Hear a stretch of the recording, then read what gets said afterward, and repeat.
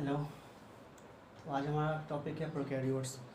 जैसा कि हमने पिछले chapter fundamental unit of life में बताया था लास्ट में कि प्रोकैरियोट्स और eukaryotes on the basis of nature of cell दो टाइप हैं इसके, प्रोकैरियोट्स और यूकैरियोट एक साइड। ठीक है। तो प्रोकैरियोट्स मैंने मतलब बताया था कि प्रो मतलब होता है फ्री और कैरियोट्स मतलब होता है न्यूक्लियस, मतलब नट शेल कह सकते हैं आप, गोल नट शेल होता है। प्रो मतलब प्रीमिटिव, मतलब पुराना, ओल्ड। ठीक है। तो इसके बारे में पढ़ने से पहले हमें इसके बारे में जानना है कि इसका क्लासिफिकेशन किस किंगडम में किया गया है, या कि किंगडम से ऊपर होता है डोमेन,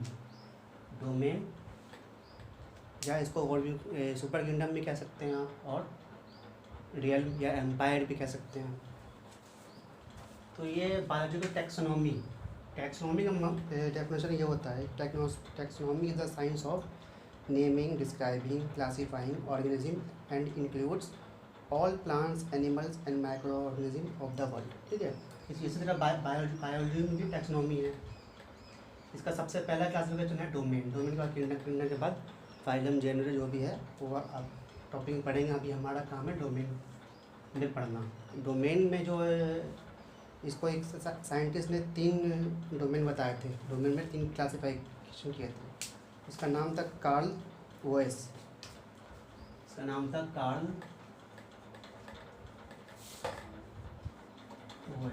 ये इसने बताया था 1990 में कि डोमेन 3 तरह के होते हैं। डोमेन को 3 फील्ड में बांटा, 3 टाइप में बांटा गया था। तो इसके बारे में पढ़ेंगे हम। वो डोमेन कौन कौन से थे। तो डोमेन में जो है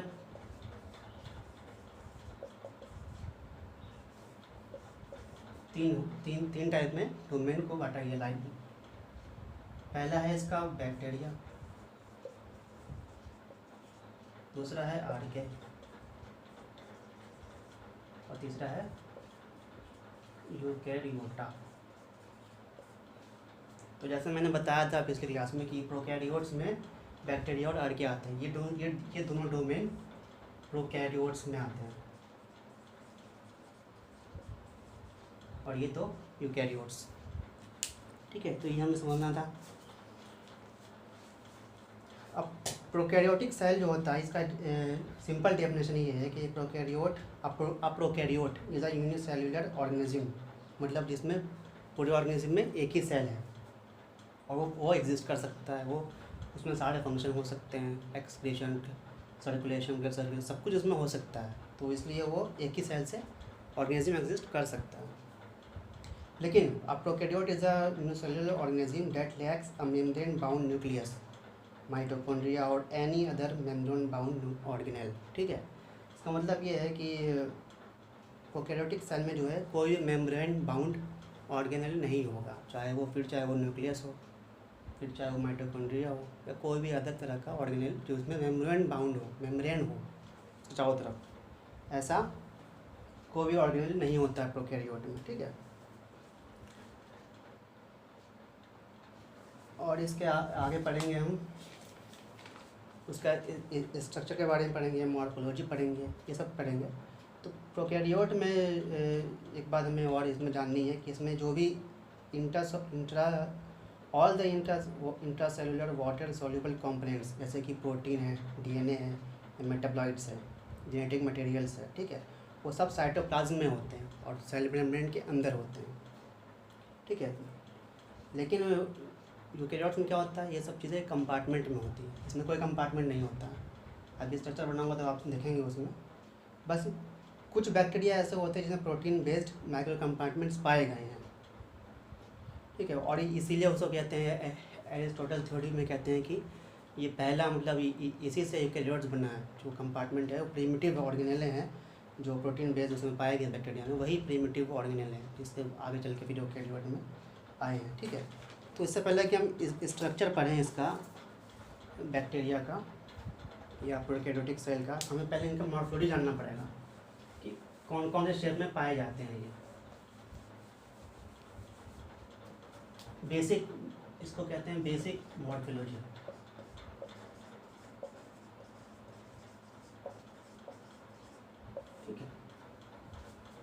बैक्टीरिया के 4 बेसिक मॉर्फोलॉजी होते हैं। पहला है कोचाई, दूसरा है स्पाइरल, तीसरा है बेसिली, ठीक है,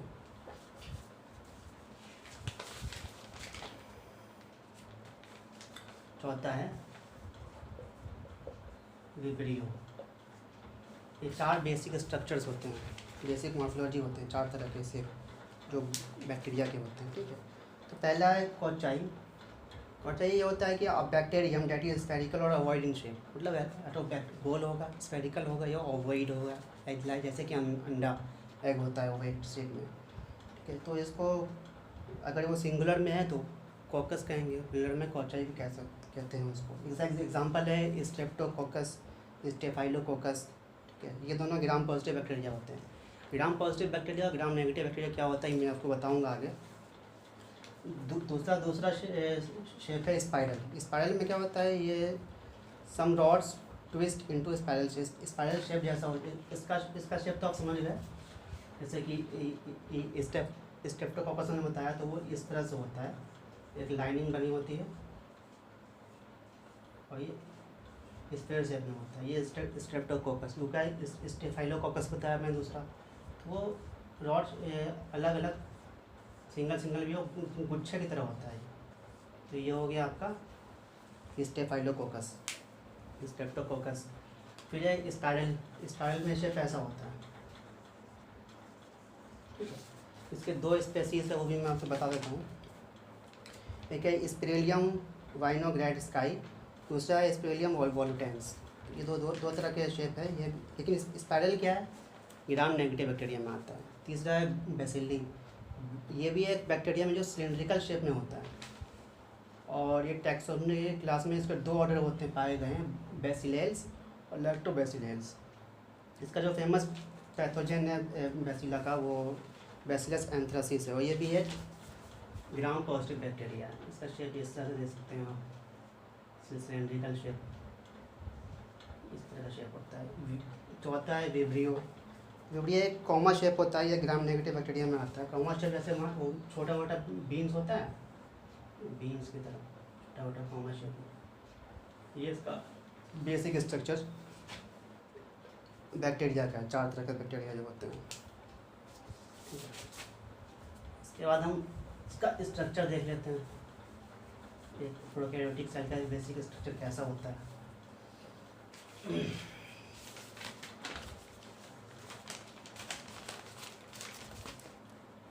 ठीक है, स्ट्रक्चर प्रोकैरियोटिक सेल का स्ट्रक्चर देते हैं, बेसिक स्ट्रक्चर है। और यही बेसिक स्ट्रक्चर क्या हो, फंडामेंटल स्ट्रक्चर जो होता है वो बाकी सारे यूकैरियोट्स का भी सेम होता है। मतलब ये ऑर्गेनल तो नहीं कह सकते, अब ये कह सकते हैं उसका बेसिक स्ट्रक्चर क्या है, जैसे अंदर साइटोप्लाज्म में, फिर सेल मेम्ब्रेन है, सेल वॉल है, इस तरह के बेसिक होता है। जैसे मैंने आपको सिंपल स्ट्रक्चर बना के दिखाता हूँ, जैसे ये एक कैप्सूल है, ठीक है, एक कैप्सूल है, ये पूरा एक इस प्रोकैरियोटिक सेल का स्ट्रक्चर। इसको हमने यहाँ से काटा है, इसको कट किया, ठीक है। तो हमें क्या मिला, इसके अंदर एक और कैप्सूल मिला, ठीक। फिर हमने इसको एक बार और काटा यहाँ से, फिर हमें इसके अंदर एक और कैप्सूल मिला, ठीक है। फिर हमने इसको एक बार और काटा है इसको, इसके अंदर हमें जो मिला ये डॉट डॉट डॉट डॉट मिले बहुत सारे, और ये स्पाइरल सर्कल शेप की तरह ये सब मिले हमने अंदर, ठीक है। और बाहर जो है इसका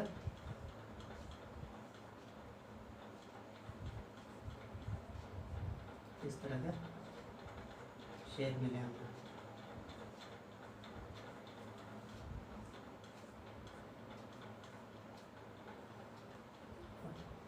एक बड़ा शेप, ठीक है। अब हम पढ़ते हैं ये सब है क्या क्या, ठीक है। तो ये छोटे छोटे जो हैं, इसमें आप देख रहे होंगे कि छोटे छोटे हैं, कुछ बड़े बड़े लंबे, ये सब टेल्स इसके। तो ये जो लंबे वाले हैं ये हैं पिली, छोटे वाले हैं फिम्ब्रिए, ठीक है। तो सबसे आउटर को पढ़ेंगे, जो पहला हमने कैप्सूल है,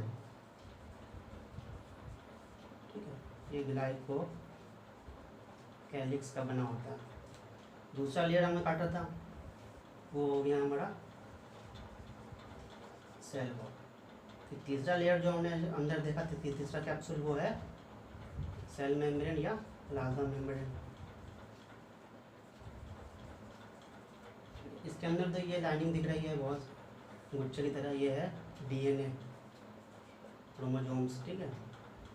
और ये जो रीजन है, जो ये रीजन में पाया जाता है ये, और ये छोटे छोटे डॉट्स है, ये है राइबोसोम्स। और ये दोनों जिस रीजन में पाए जा रहे हैं ये है न्यूक्लियोइड्स में पाए जाते हैं। न्यूक्लियोइड्स रीजन होते हैं क्योंकि उसका कोई मेम्ब्रेन तो है ही नहीं जिसके अंदर वो कंपार्टमेंट कोई है ही नहीं। इस तरह से ये शेप है, इसका स्ट्रक्चर है, ठीक है। तो ये इन सब के बारे में पढ़ेंगे। एक हमारा रह गया ये है फ्लैजेलम,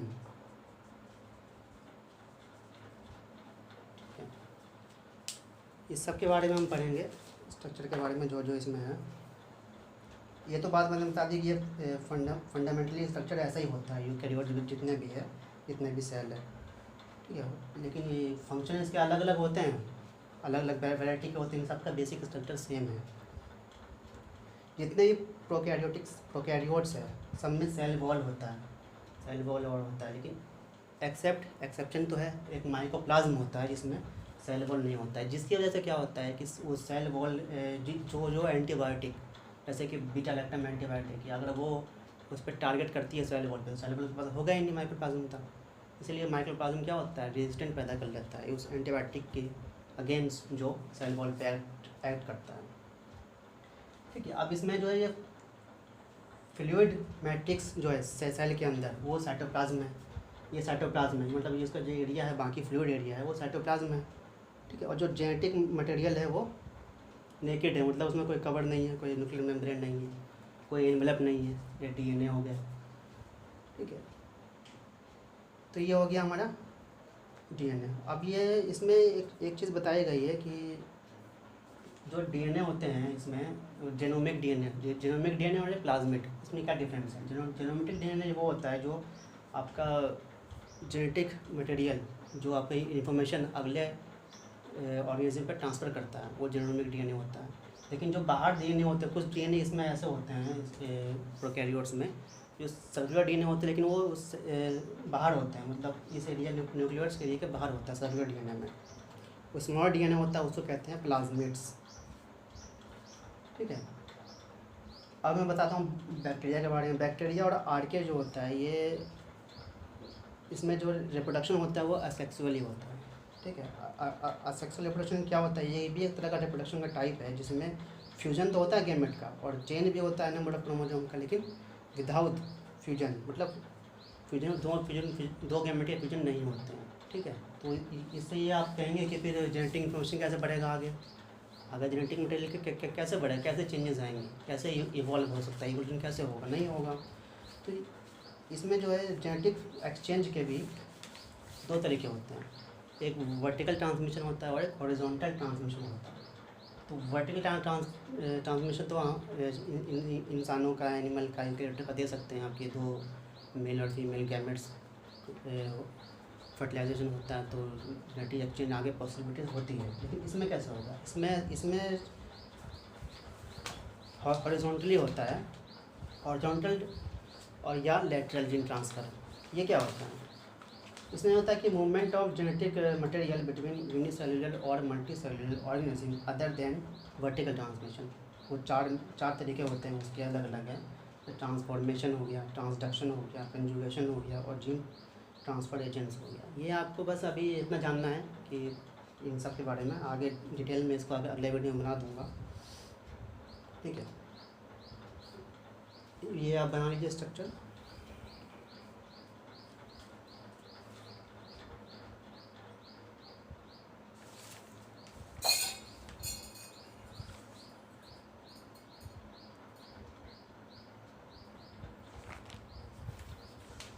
आगे हमें जो एक यूनिक कैरेक्टरिस्टिक होती है हमारी प्रोकैरियोट्स की, वो होता है इसमें एक मीजोजोम्स होते हैं या कॉन्ड्रोजोम्स कह सकते हैं इसको। जैसे ये प्रोकैरियोटिक सेल है मान लीजिए, तो ये सेल मेम्ब्रेन है, तो ये इनफोल्डिंग्स होते हैं इसके, यहाँ पे मीजोजोम होता है या एक्सटेंशंस कहते हैं इसको, ठीक है। तो 1960s में ये बहुत सारे बताए गए कि इस एक्सटेंशन से और मीजोजोम बहुत सारे फंक्शंस करता है। जो फंक्शंस है जैसे कि इसमें बताया गया है, जैसे कि ये हेल्प करता है सेल वॉल फॉर्मेशन में, डीएनए रेप्लिकेशन में, distribution to daughter cells in respiration में, सीक्रेशन प्रोसेस में, और to increase the surface area of plasma membrane and enzymatic content, ठीक है। ये सब बताया गया 1960s में, ये सब फंक्शंस ये मेजोजोम करता है। बाकी 1970s में इसको कह दिया कि ये सब आर्टिफैक्ट्स मतलब एरर है, इंफॉर्मेशन में एरर है इसमें, और ये इसलिए इसको हम आगे चल के बैक्टीरियल सेल की, नॉर्मल बैक्टीरियल सेल के स्ट्रक्चर में इसको हमने रिमूव कर दिया, मेजोजोम को नहीं पढ़ा गया। लेकिन ये कहा गया कि ये मेजोजोम जो होते हैं ये दूसरे फॉर्म में होता है, वेसिकल्स, ट्यूब्यूल्स और लेमेला। ये वेसिकल मतलब spherical shape, tubules tube shape, lamella मतलब अलग अलग तरह के शेप्स जो होते हैं उसमें से साइटोप्लाज्म में।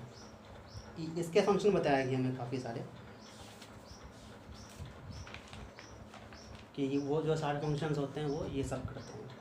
वो आप डिटेल में पढ़ेंगे इसके आगे चल के, अभी इतना बस जानना था आपको कि मेजोजोम्स होते हैं वो एक्सटेंशन जो उसमें पाए गए हैं।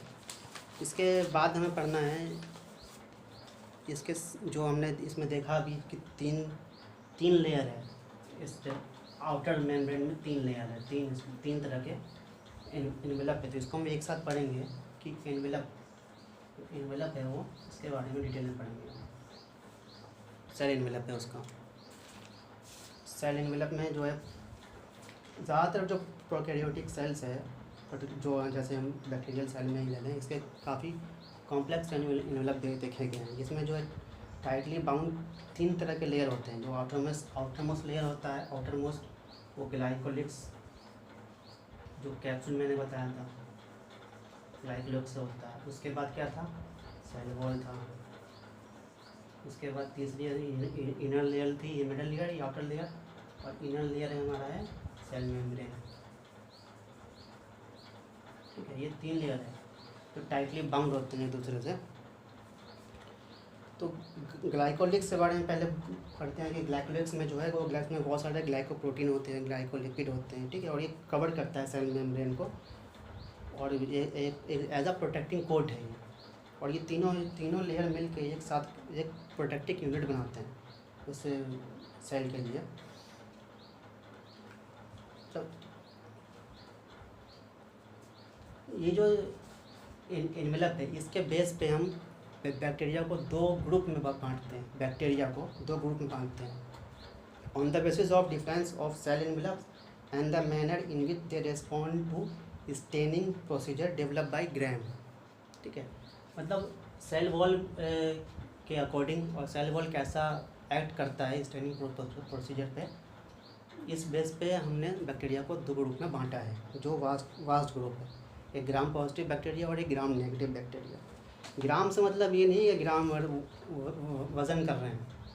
ग्राम एक साइंटिस्ट का नाम था, हैंस क्रिश्चियन ग्राम नाम था उसका, जो डेनिश बैक्टीरियोलॉजिस्ट था वो।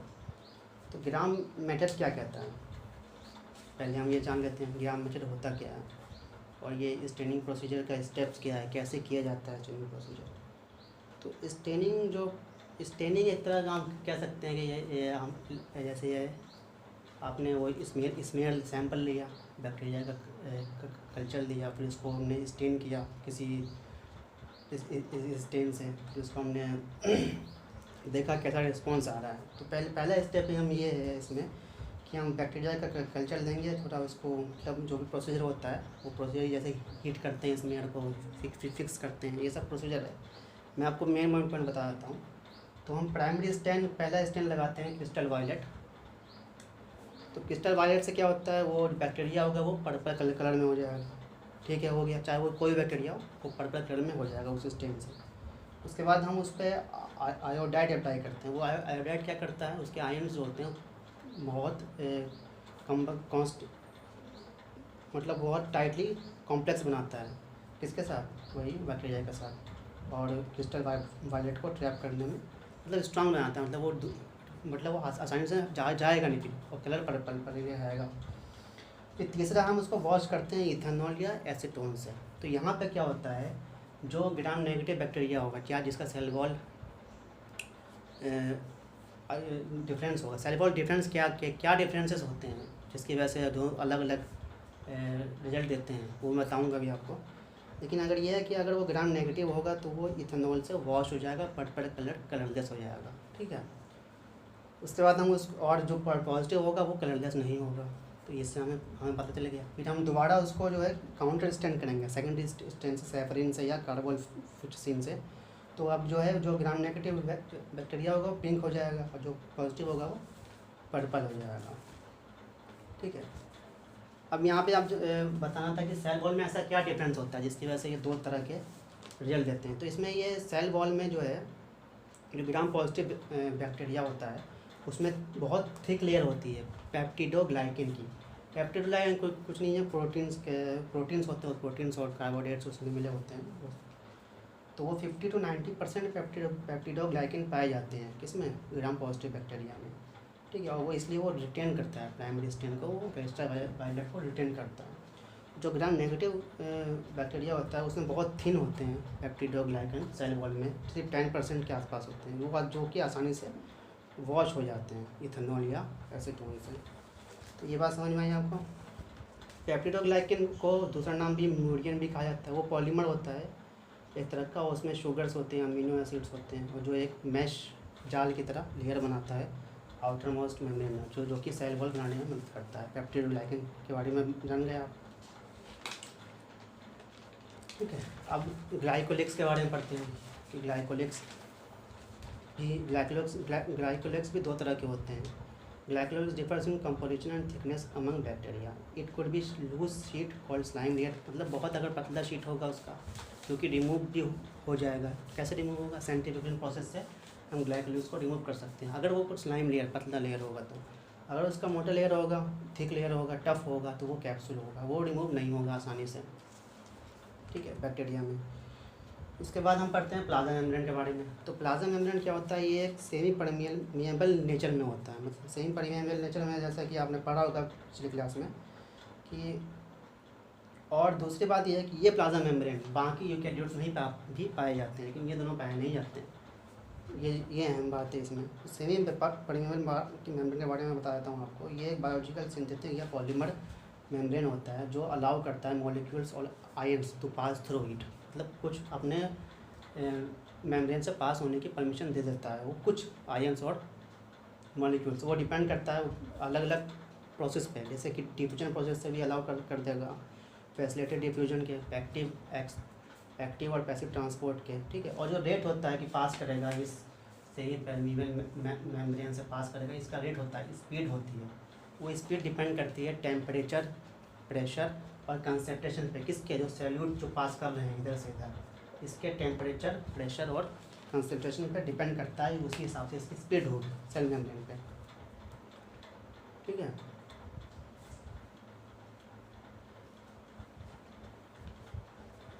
उसके बाद एक जो है इसमें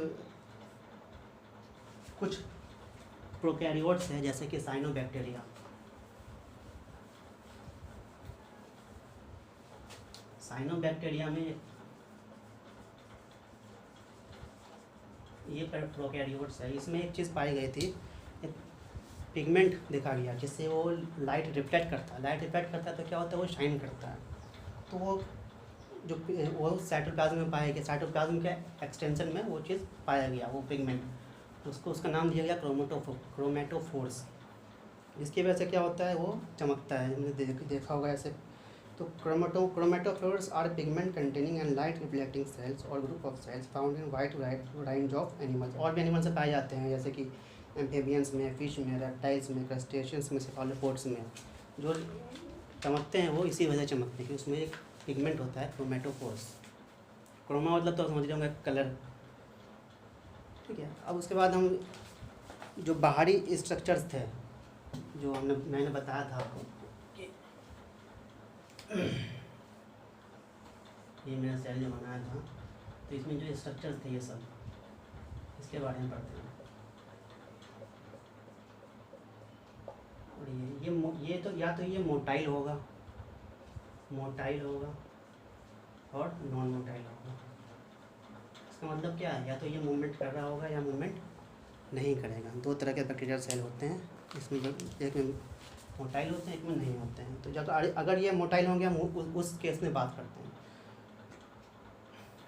अगर ये मोटाइल होगा तो इसमें क्या होगा, एक्सटेंशन जो ये फिलामेंट है, इसका नाम है फ्लैजेला, जो सेल वॉल से निकलता है। फ्लैजेला इसका नाम है। फ्लैजेला क्या is a long whip like structure that helps some single cell organism move. It is composed of microtubules that help propel cell and organism in whip like motion. ठीक है, ये मतलब मोशन में help करता है ये। और ये अगर उसमें होते हैं यूकैरियोट्स में, तो ये इसकी मूवमेंट जो होती है एस शेप में होती है, मूवमेंट होती है जो। ठीक है, ये जो फ्लैजेला है इसके 3 पार्ट होते हैं। जैसे ये इसका ये मेम्ब्रेन है, यहाँ से ये निकला है, तो ये पहला हो गया इसका, ये हो गया हुक।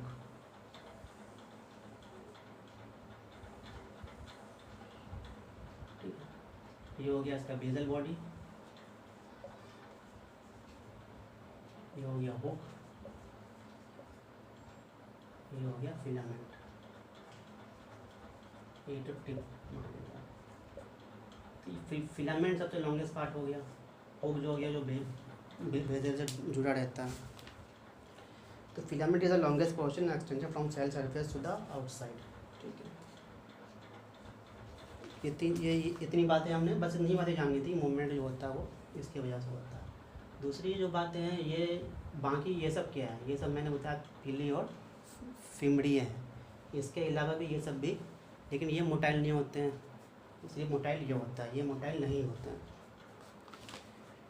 तो पिलिया और फिमड़िया है, ये इसमें मोटिलिटी पाई नहीं गई। इसके बारे में पढ़ लेते हैं, पिली और फिमड़िया। तो जो छोटे वाले होते हैं वो तो फिमड़िया हो गया। ये जो है स्मॉल ब्रिस्टल्स लाइक फाइबर्स होते हैं। और ये करते हैं कि हाँ ये बैक्टीरिया से कि ये फिमड़िया है, ये जो दूसरे बैक्टीरिया या दूसरा सरफेस पे अटैच होने में मदद करता है, चिपकने में मदद करता है। एक बैक्टीरिया देखते हैं कि पत्थर पे बहुत सारे बैक्टीरिया लग गए तो वो पत्थर काला हो जाते हैं, पत्थर को ही खा जाते हैं। समुद्र किनारे देखा होगा आपने, नदी किनारे जो पत्थर होते हैं, तो वो इसकी वजह से फिमड़िया की वजह से होते हैं, जो अटैच कर जाते हैं। तो इससे कुछ बार इसके बारे में पढ़ते हैं, जैसे कि ये शॉर्टर होता है पीली से, ठीक है, थिन होता है पीली से, ठीक है। और हर एक सेल में 200 से 400 फिमड़िया पाए जाते हैं। ये बहुत कम रिजिड होता है। और ये सबसे अहम बात ये ग्राम पॉजिटिव और ग्राम नेगेटिव बैक्टीरिया दोनों में पाए जाते हैं। ठीक है, और यही रिस्पॉन्सिबल है कि सेल में जो एक बैक्टीरिया दूसरे बैक्टीरिया से अटैच करता है। ऐसे एग्जांपल हम देख लें तो एग्जांपल एक साल्मोनेला टाइफीरियम और शिजेला डिसेंटेरिया। ये जो दूसरा है शिजेला डिसेंटेरिया, ये जो एक बैक्टीरिया है,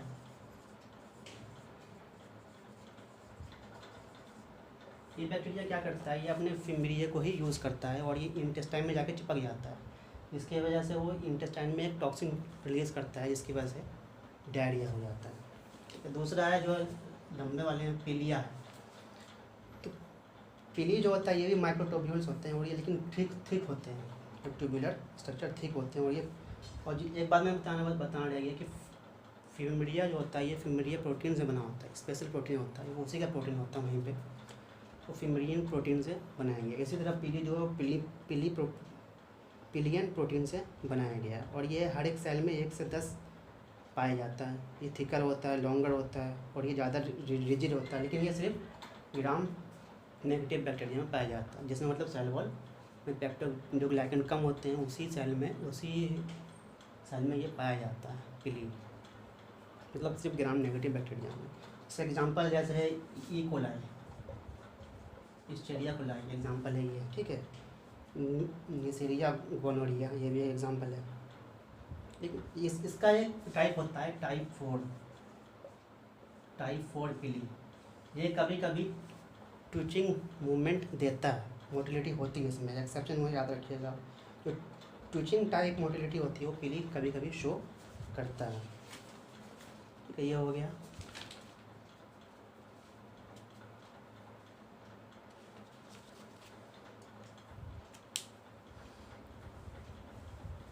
जो हमारा लास्ट टॉपिक है प्रोकैरियोट्स में,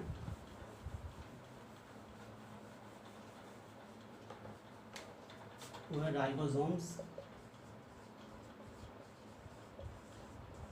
एंड इंक्लूजन बॉडीज।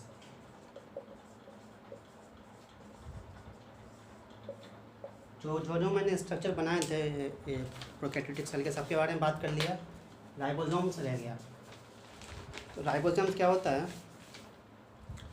राइबोसोम्स वो तो प्लाज्मा मेम्ब्रेन से ही एसोसिएट होता है, प्लाज्मा मेम्ब्रेन के एसोसिएटेड होता है वो, ओके, मतलब उसके साथ ही वो प्लाज्मा मेम्ब्रेन की वजह से ही वहाँ पे रहता है वो, राइबोसोम उससे अटैच रहता है। तभी वो प्रोटीन बनाता है तो सेल मेम्ब्रेन को पास करता है। इसके साइज जो होता है वो 15 mm से, राइबोसोम के बारे में बता रहा हूँ, 15 mm इंटू 20 mm, बहुत छोटा साइज है ये होता है। ये इसका शेप इस तरह से मान सकते हैं हम, दो तरह में होता है। यहाँ से इसका जो है mRNA गुजरता है, ये लॉन्गर पार्ट है, लार्जर पार्ट है, ये स्मॉल पार्ट है। इसके साइज एक बताई गई है, जो एक यूनिट है, सब यूनिट्स, तो सब यूनिट्स हो गया और एक ये पूरा एक हो गया आपका राइबोसोम।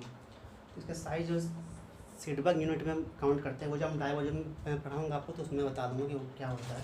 वैसे तो साइज़ ये है कि इसका 50 ईयर्स होता है, एक बड़ा वाला और छोटा वाला 30 ईयर्स।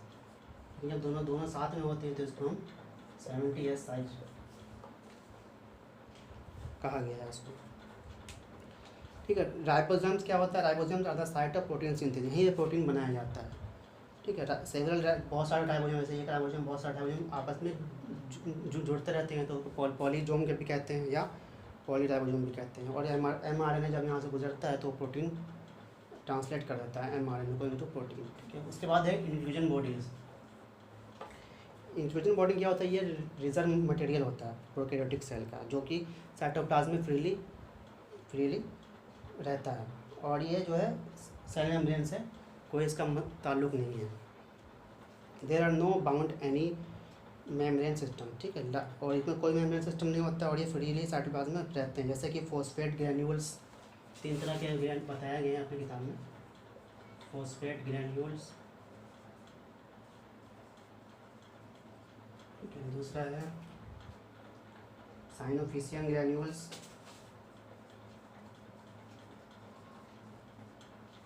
तीसरा है ग्लाइकोजन ग्रैन्यूल्स। ये 3 तरह के जो इंक्लूजन बॉडीज़ होते हैं, जो फ्रीली रहते हैं साइटोप्लाज्म में, रिजर्व मटेरियल है।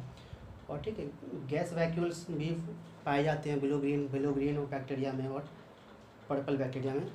फोटोसिंथेटिक बैक्टीरिया जो होते हैं उसमें गैस वैक्यूल भी पाए जाते हैं। तो ये हो गया आज का पूरी क्लास, और अगली क्लास में हम यूकैरियोट्स के बारे में और उसके सेल ऑर्गेनेल के बारे में पढ़ेंगे। तो आज के लिए इतना ही है।